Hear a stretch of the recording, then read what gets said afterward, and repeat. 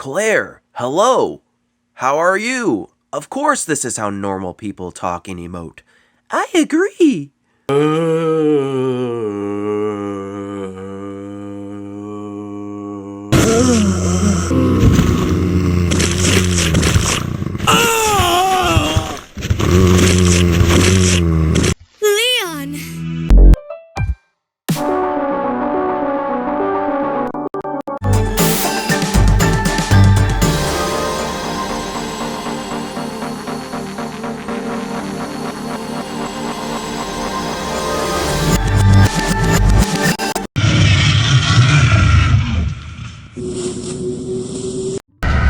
Welcome to Corzeons. Yes, today we're talking Resident Evil toys.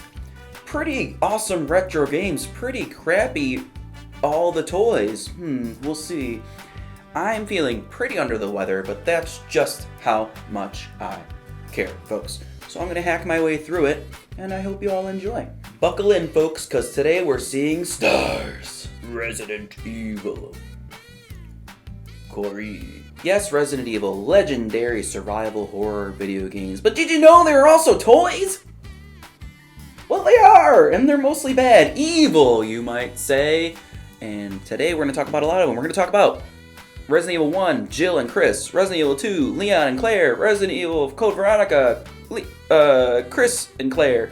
Resident Evil Nemesis. Resident Evil 1, Tyrant. The plant thing, Hunter. Graveyard Zombie, Lab Coat Zombie, Liquor, and Explodey Doggy. Oh man, jam-packed, we better get moving. How are we gonna get through all these in under an hour? Half-assedly, that's how. Let's start. First up, Toy Biz. Jill Valentine and Chris Redfield, the protagonists of Resident Evil 1. Wow, these kind of look like holy anime. These do not look, they look like cartoons. They look like Marvel vs. Capcom. And you know why? Because in my day, they didn't have renders of the characters yet. They had drawings. And rather than use the roughly 20 polygon character from the game as the inspiration of the toys, it would be just a giant square. They use the drawings of the character descriptions. These honestly look like those drawings, so well done. In my opinion, they could have used those sweet live-action intro characters as the toy inspiration. Remember that? Does everyone remember that? Am I the only one?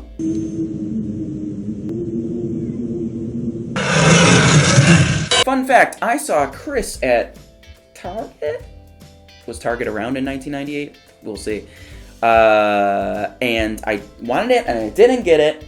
When I went back, it was gone. So this was actually the Corzeons household first ever online purchase. Ooh. And thus began a lifelong cookies tracking campaign. Wow, dialed up to death. Also, fun fact, he used to have red hair. He looks like a crappy bully from a teen show. Honestly, for what these are, they have a pretty good movement, and they look pretty good. Nice and clean looking. They came with guns and stuff. They even have an awesome lever on the back for their point and shoot gimmick, which, as you can see, does not work at all. You have to be like kind of in the shooting, in the shooting pose to do it. I mean, it does work, but not well. Jill does it too. Oh, it's the other one? Oh, it's the other arm. Oops. Hers is even worse. It's just a craptacular gimmick, but luckily the movement is not restricted by the gimmick. You can still move things independently however you want. Just so happens that part is also there. These all have pretty much the same amount. They got just swivels at the heads. They got balls at the shoulders. Elbows, no hands. They got a waist. Swivels at the legs. Bendies at the knee. And foot swivel as well. So not a lot of ball stuff going on. Jill's is weirder. She has like a weird vaginal hip thing going on, but other than that, pretty much the same. Jill, what is that outfit? I much prefer the Resident Evil 3 outfit. Me brains. She also kind of looks like she's stealing my soul. Ah, Raziel, no, this isn't your episode! Next up, we got Toy Biz, Leon S. Kennedy, and Claire Redfield. These are somehow worse. Yeah, these are really bad. The worst of them, I think we're gonna get to. We'll see some of the enemies. We'll see. Yes, while Claire kind of looks like it could be Claire, Leon has some kind of gremlin, golem, crooked-legged Igor type look to him. His pose is weird. His face is weird. His shit is suck. These retain the point and shoot gimmick as the other ones. But she can't bend her arms and he's got permalimp, so they're pretty bad. What the hell is her left arm even doing? She's either curling a dumbbell or fisting her lover with a dumbbell. They both have impossible legs, yet they still stand somehow. Somehow. These are pretty much pure shit, but I love the game. Resident Evil 2 is one of my favorite games ever, and so I had to have them. Their costumes are game accurate. Again, being PlayStation 1 game, it was pure Square Town blockiness, but they had renders, so these definitely could have been better.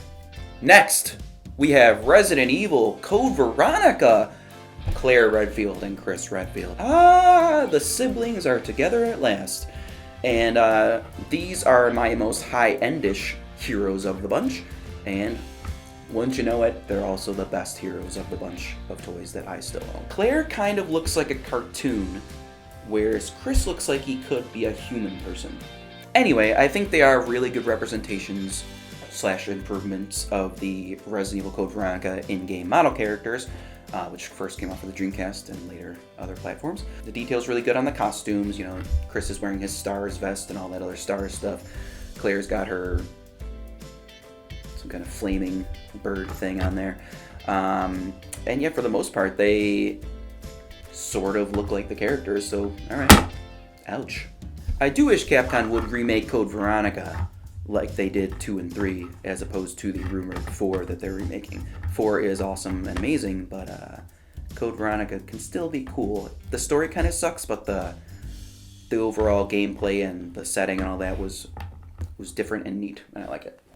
Now, these being higher ender, they have more movement. They have balls, they have elbows, they have bicep rotates, they have hands, they have more bally at the head, they got waist.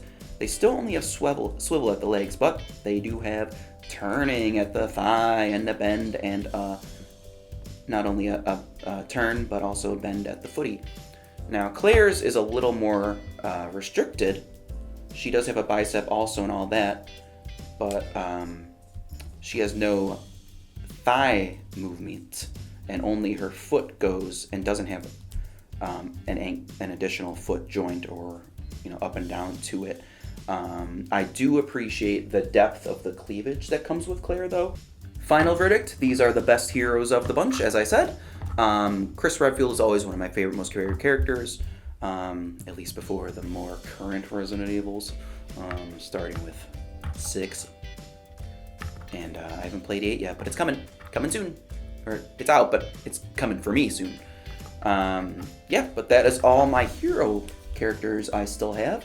Next up, let's get to the enemies. Those will be fun. Our first enemy, Resident Evil 1 Toy Biz Tyrant. Spoiler alert, final boss Tyrant. This guy, even though it's kind of cartoony and the paint looks kind of crappy, the overall detail is neat, and I really like it. In general, the toys for the Tyrants and the G viruses are all really well done. This one's got a cool, slashing gimmick thing going on. It also has blood pumping into the heart, but the blood over time has dried up, much like all those squeezy things with liquid in them. It just dries up over time. That being said, the detail is really cool. Look at that face. Got some cool arm movement here. Bend at the elbow. We got hello movement there. Waisty, as we said earlier. Feet, knee, hip, knee, foot. No swiveling, so it's a little restricted there. Nice butt movement, or nice butt. You got a nice butt going on. Other than that, pretty cool. I like this. No head movement. It's restricted by the whole heart thing. Yeah, the movement does kind of suck. There's no balls and there's no head. Not my kind of party. But other than that, no limb rotates, no bazooka explosion at the end. Ooh, I'm spoiling everything. Next, we got Resident Evil 2 Toy Biz Zombie. The Resident Evil 2 toys all came in a 2-pack. It was the heroes with a monster. This one in itself is like a retooling, repaint of another zombie. This one might have come with Hunk. I don't remember. Anyway, this, for what it is, this one's actually really cool. It's got really nice detail, really good sculpt, neat gross gore paint everywhere. The lab coat is flexible and it's got nice jaggy details. There's even maggots on the feet.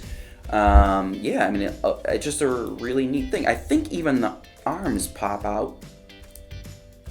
I'm not going to do it because I don't remember that they do, and I will end up breaking it for real, which wouldn't be fun.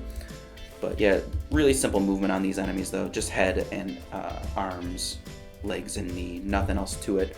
But for what it lacks in movement, the detail and the gore and the overall, it's kind of scary, really is neat.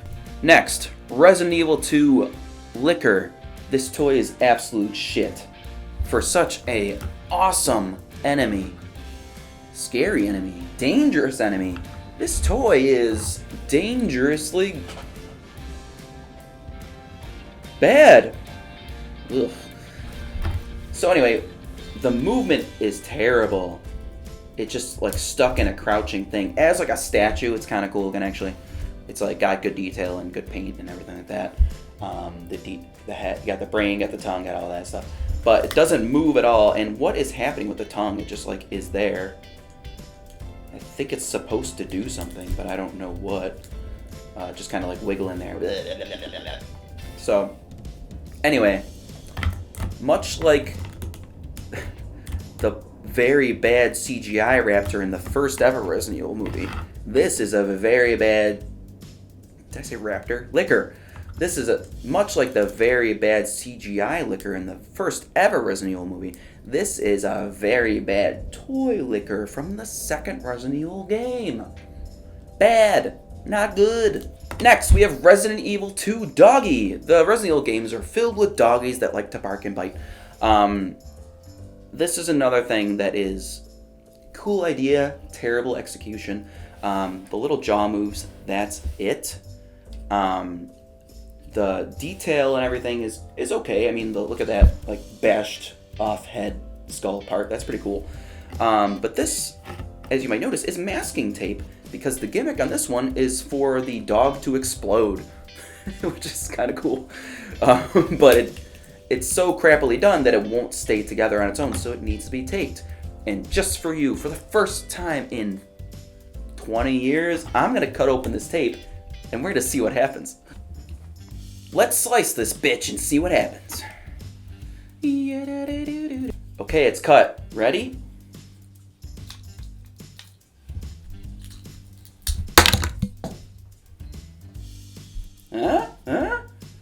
There's some doggy innards. The torso tube flew off the table, and here's that. I mean, it's cool. It's cool, but it's ridiculous, but it's cool, but it like doesn't stay together in any way. You can see there's little tabs where it's supposed to like, press in, but that ain't happening, Captain. Hell no. The best it can stay together is kind of like that, like the butt will pinch together, but the top isn't at all.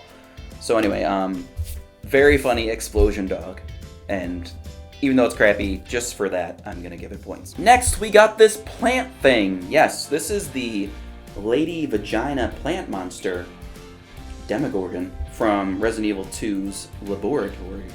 And honestly, this is one of my favorite toys of the bunch. I just think it's really cool. I like the fleshy flower thing. The gimmick works all right. The arms are bendy, so you can make them do whatever the hell you want with the little flower bud things. There's not a ton of movement overall. There's nothing much going on below the belt. Join the club. but it's green, and poking it only makes it greener. I think it's really a good representation of the monster from the game. Yes, in the game, this would squirt poison at you and give you poison ivy boners and Batman dreams. After 20 years, the rubber has held up, and it's just really done. Speaking of green, we got the Hunter. Ooh, the Hunter. The company is Palisades Hunter. And this is another higher end one, and this is really cool. It's got this very scary, weird face, but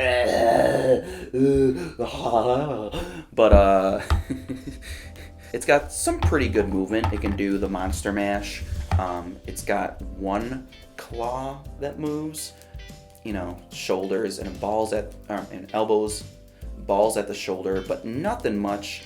You know, the legs do move, and I'll give it that. They bend and they move, I think. Yes, they move very tightly, but they do. Yeah, they're very tight, but they do move. Other than that, it's really just more for looking at than I would say playing with. Just to look at it, it's awesome looking. It's super creepy and super reminiscent of the monsters from the game. The paint and the sculpt are spot on. I do wish that you could rotate the wrists though. Moving on, we got Palisades Resident Evil 3 Nemesis.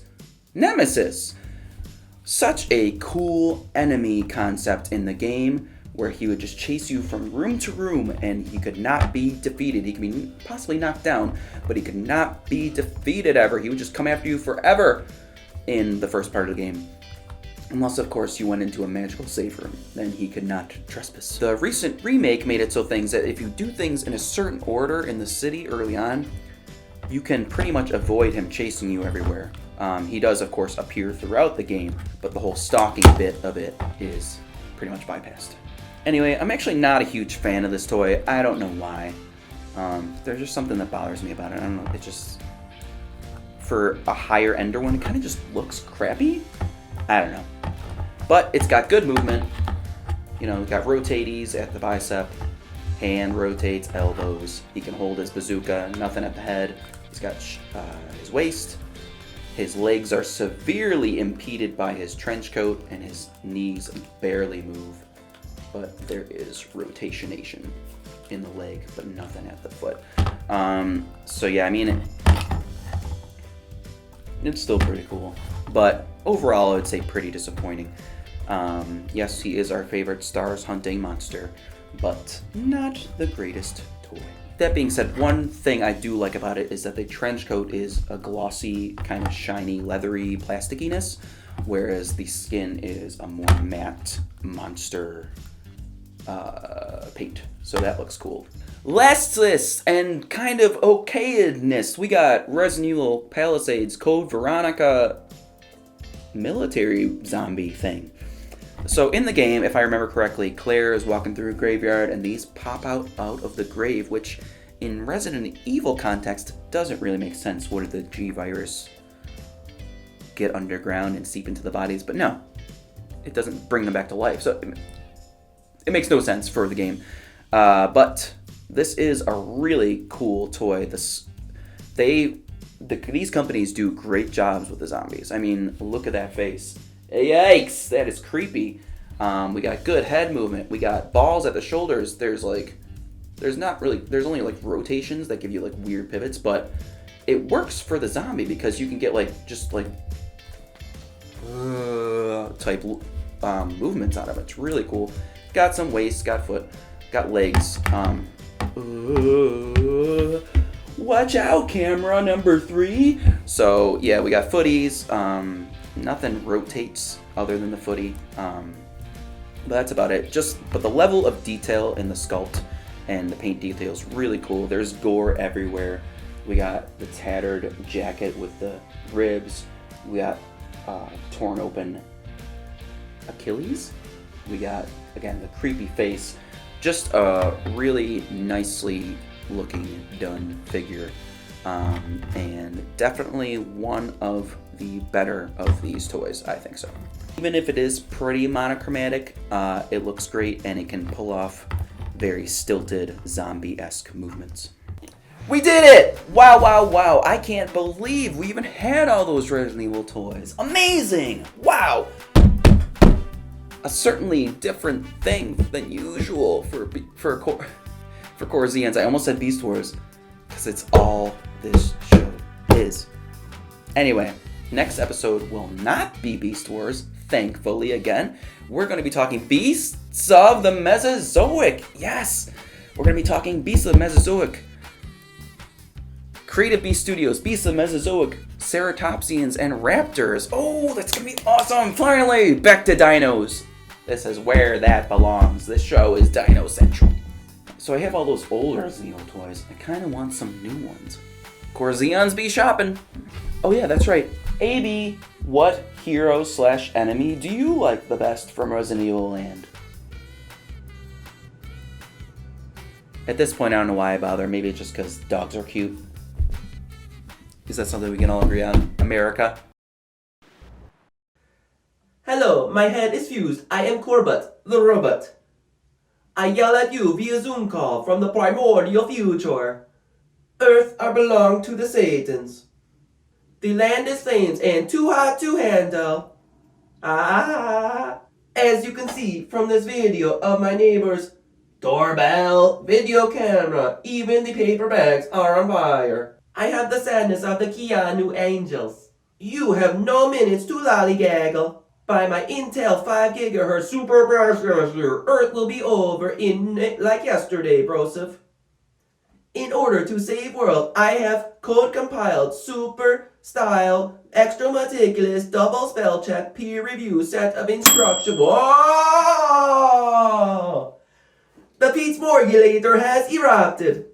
The Pete's Morgulator takes ancient pizza DNA and 3D prints the food item in only weeks. Today's pizza is from Little Caesars, a figure of royalty from your better era.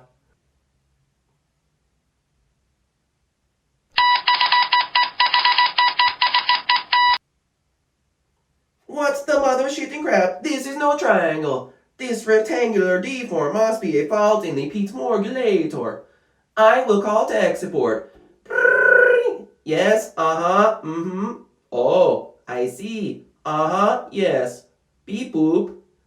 They said their office is closed due to apocalypse. However, they have allowed me to leave a callback number. I look forward to their explanations of this bullshit. Despite my misgivings, it does look tasty though. I will try it. Yes. Ooh, yes. Could it be that square is best? No. F you, Corbett. Ha ha. Hee ha ha. However, deliciousness is occurring. The thickness is medium, the crust is damn fine, and the cheese is a goo I can get behind. Consumption terminated. I am a big fan of Royal Little Caesars. Oh no. It's happening. Pizza, you backstabbing character in movie.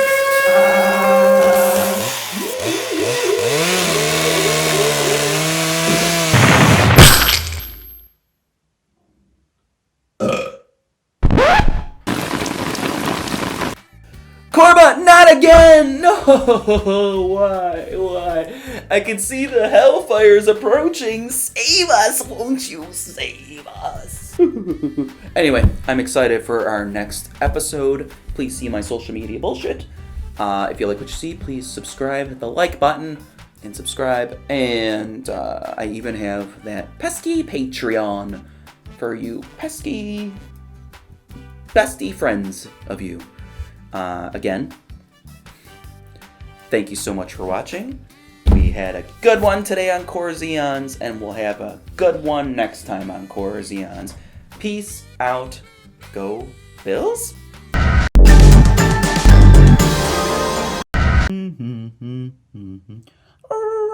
Huh?